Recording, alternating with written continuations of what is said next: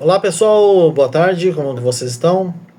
Eu me chamo Luiz Gabriel, para quem não me conhece ainda, sou técnico em agropecuária, sou estudante de agronomia.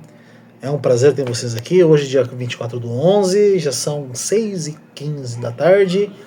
Como é que vocês estão? Tudo jóia com vocês? Espero que vocês estejam bem. Esse cabelo meio mafagafo aqui, mas é o que a gente tem para hoje, né? Então vamos fazer o que tem que ser feito da melhor maneira possível. Pessoal, seguindo o papo que a gente veio tendo nos últimos vídeos para agora, então a gente veio falando lá dos primeiros vídeos sobre rizobactérias, né? A gente começou falando sobre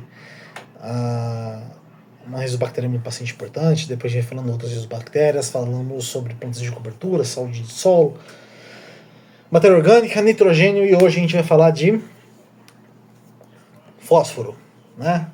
A gente vai falar do nosso amiguinho fósforo, os 3 grandes macronutrientes ali do nitrogênio, do fósforo. Por último, a gente vai falar sobre o potássio.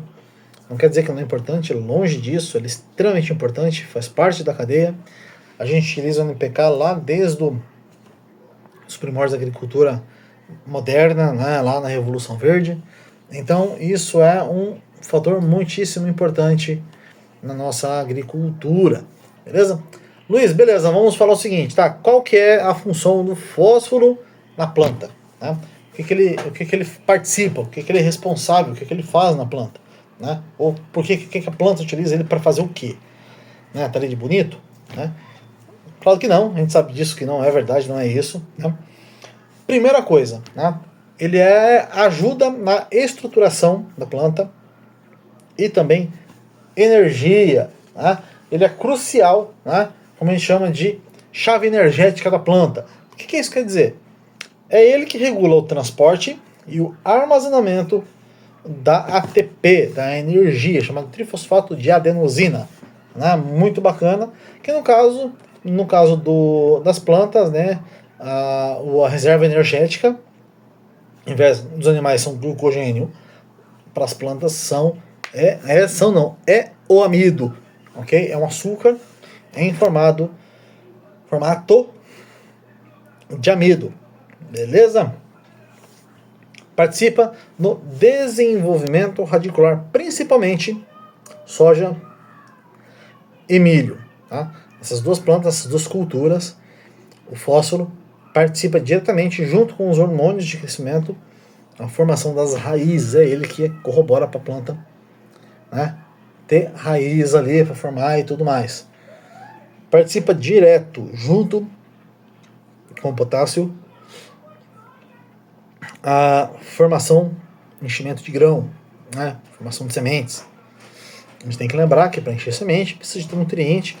Né? O soja a gente já sabe que é o maior consumidor de nitrogênio, ele que mais exporta nitrogênio, né, por quilo de grão, né, por tonelada de grão. Então o fósforo também participa no enchimento. Então uma boa compensação, uma boa quantidade, né, equilíbrio de nutrientes faz com que eu tenha um grão melhor, mais bem cheio, mais pesado, com participação de todos os nutrientes.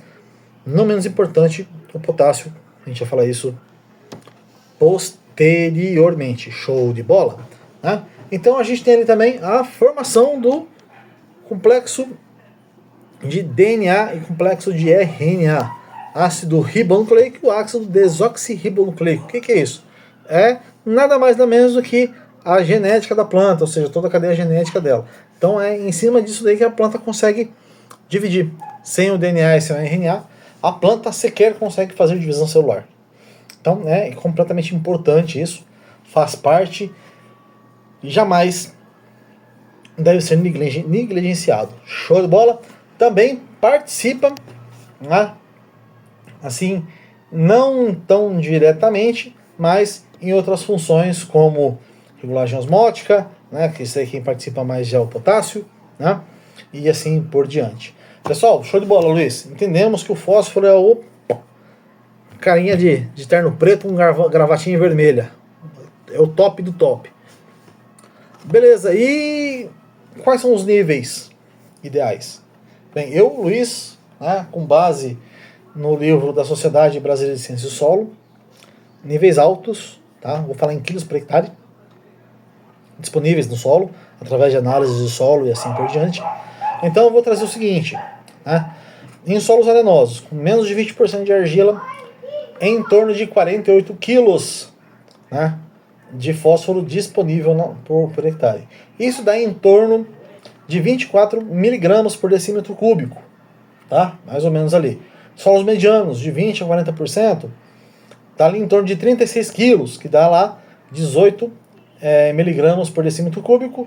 E nos solos argilosos, que é a grande massiva do Paraná, pelo menos na nossa região aqui, onde eu trabalho, onde eu resido, é em torno de 24 quilos de fósforo por hectare, que dá ali seus 12 miligramas por decímetro cúbico, né?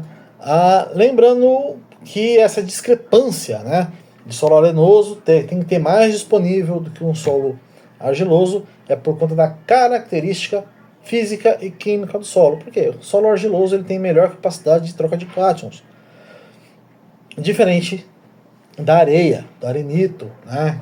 Então, solos siltosos também tem essa mesma situação, tá, gente? Então, a gente calcula essas necessidades, esses índices de bom, médio, baixo, alto, em cima da argila, não é em cima do silício, muito menos em cima da areia. Show de bola? Vamos ficar atento aí, sem quem está entrando agora na recomendação, técnicos recentes, ou engenheiros agrônomos que não têm tanta experiência em recomendação, qualquer recomendação de adubação é feita em cima de argila, não é feita em cima de silt, muito menos em cima de areia, que é silício. Show de bola! Beleza, entendemos já os níveis, que é uma quantidade interessante, e assim por diante. Luiz, quanto que eu tenho que jogar na minha lavoura? Né? Quantos quilos de fósforo eu tenho que jogar? Depende do tonelagem do solo. Então tem que ir lá pegar, extrair solo, leva no laboratório, o laboratório vai fazer um monte de teste lá no laboratório, in vitro, vai gerar um laudo muito legal, pega isso daí, leva para o teu técnico, leva para o teu engenheiro, fala, amigão, calcula esse trem para mim aqui, eu quero saber quanto que eu tenho que jogar, inclusive de gessagem, se necessário, e também de calagem em relação a calcário calcítio, dolomítico ou magnesiano, que às vezes só tem que jogar calcário com muito magnésio. Beleza? Então fica ligado nisso daí, logo a gente também vai falar sobre relação cálcio, magnésio e tipos de calagem que a gente pode fazer na nossa lavoura para regular o pH, troca de bases e soma de bases. Show de bola? Vamos dar sequência aqui então? Beleza, Luiz? Entendemos já algumas coisas, mas eu preciso saber, né, quais são as fontes de potássio. Né? Potássio não, desculpe, de fósforo. Quais são as melhores fontes de fósforo? Olha, temos as mais variadas. Nós temos os químicos aí que são super simples, super triplo, MAP e DAP, que tem uma quantidade absurda de fósforo solúvel em água, né? São muito utilizados na agricultura porque tem uma quantidade absurda de fósforo solúvel, né? Então solta ali, já está 100% de sopa disponível para a planta.